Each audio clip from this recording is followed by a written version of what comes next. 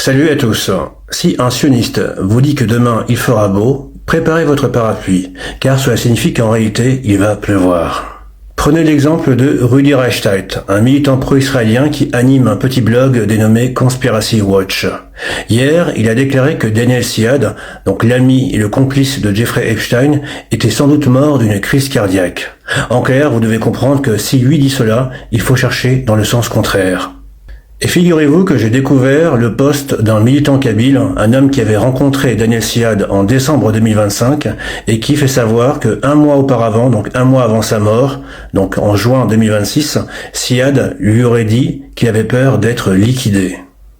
En clair, Daniel Amar Siad, qui était proche à la fois des services secrets israélien via Epstein, algérien via son cousin Richard Siad, mais aussi français.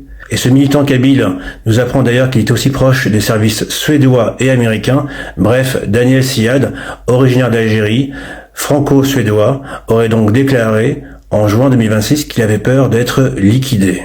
Et si un propagandiste sioniste comme Rudi Reichsteit vous dit « Circulez, il n'y a rien à voir sur la mort de Siad, c'est juste une crise cardiaque », cela signifie que peut-être que Siad avait tellement de secrets avec lui qu'il pouvait intéresser énormément de services et que son élimination était vue comme utile par ces services secrets.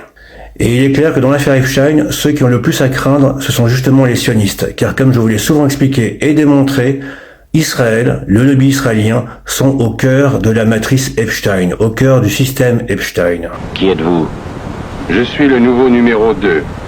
Qui est le numéro 1? Vous êtes le numéro 6. Je ne suis pas un numéro, je suis un homme